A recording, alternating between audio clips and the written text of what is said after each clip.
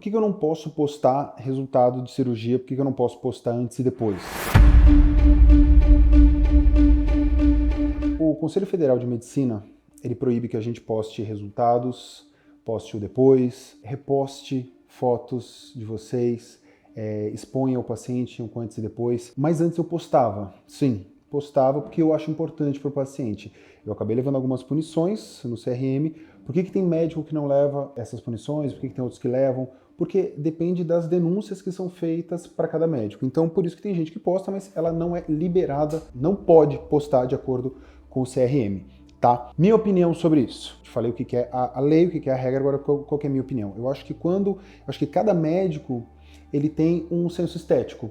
Então, tem colegas que gostam de um nariz mais de um jeito, tem colegas que gostam de um nariz mais de outro, mais artificial, menos artificial. Então, por mais que a gente escute o paciente, por mais que a gente escute as queixas do paciente, obviamente, o meu nariz tem um jeito, o nariz do meu amigo tem outro, do fulano, do ciclano, dos cirurgiões tem algumas diferenças. E o paciente tem que conhecer isso, o paciente tem que saber isso. Eu acho que é importante o paciente saber que o cirurgião tem um volume bom, que o cirurgião tem uma experiência, que o cirurgião tem um gosto parecido com o que o paciente quer, que o cirurgião já operou casos semelhantes àquele que o paciente quer. Que nem hoje eu tenho um número de rinos secundárias, um número grande. Então aquele paciente que já operou o nariz 3 vezes e ele quer operar um nariz a 4ª vez, o nariz tem uma dificuldade maior, como é que ele vai fazer essa escolha? Então, na minha opinião, é muito importante poder postar o antes e depois, sim.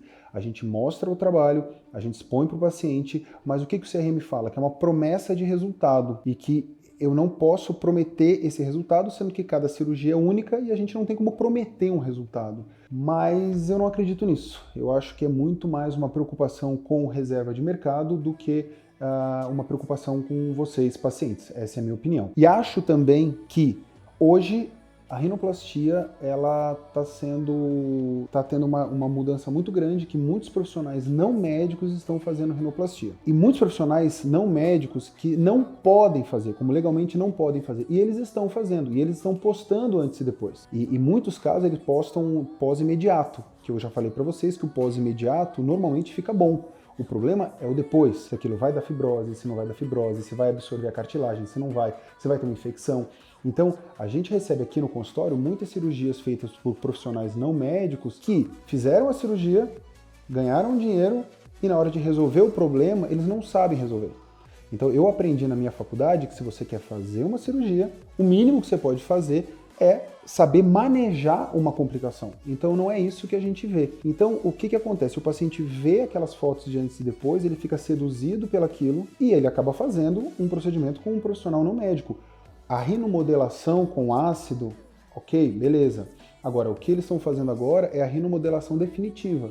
O que é isso? Cada um faz de um jeito. A gente já viu casos aqui que o colega colocou um material de porex que necrosou a ponta. A gente já viu que eles usam metacril.